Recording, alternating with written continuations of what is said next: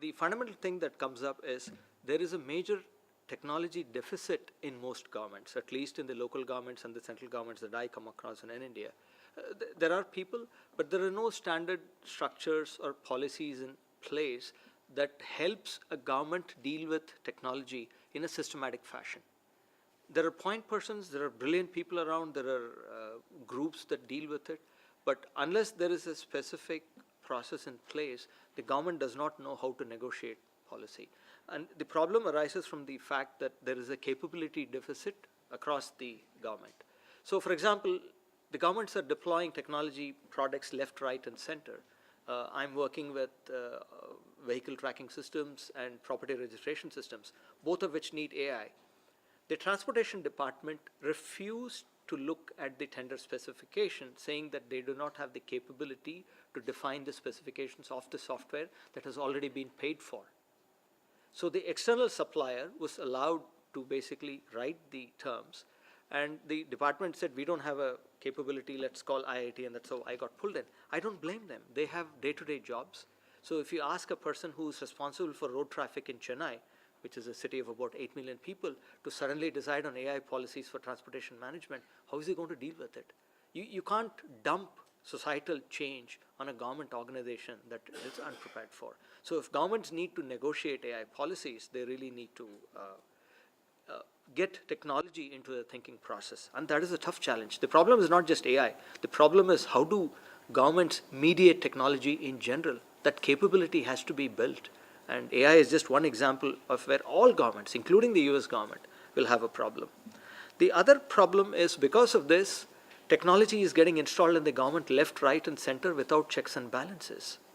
We are putting in systems without any concern about data privacy because the data privacy legislation is not in place. So what happens 20 years from now when GDPR's implications, when AI's implications all come?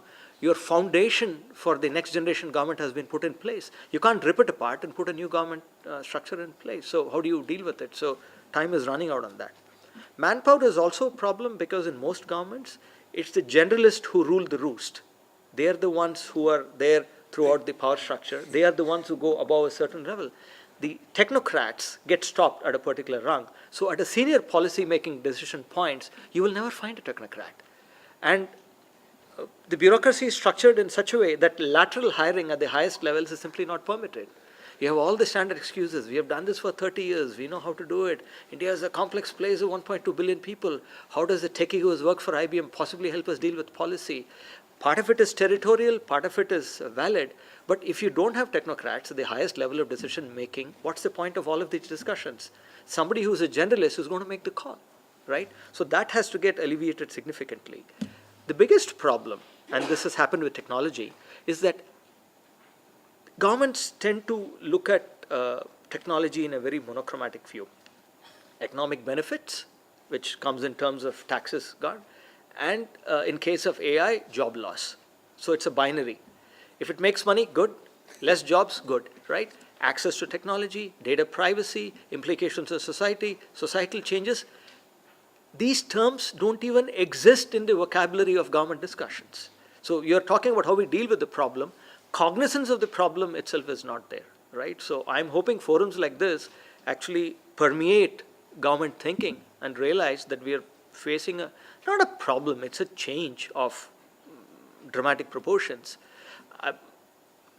Human beings tend to adjust to whatever level of misery that we are subjected to. So AI brings changes, I'm pretty sure we'll adapt to it, for the good or the bad. That I'm not worried about. But how governments will deal with it and the trouble that the transition entails is a problem. For those of you who are science fiction fans, if you read Asimov's thing, his whole premise was, look, the change cannot be altered, it's going to come, but the problems that the change will bring, we'll try to mitigate the troubles that arise. So you can't avoid the AI future. How you negotiate AI future is the key for a government. And where is the bright side of things for a person who's sitting in India and AI? So this, you've given us the dark side of it. No. Now what is the opportunity here? The opportunity basically is for a lot of entities to engage with the government and put the necessary structure in place.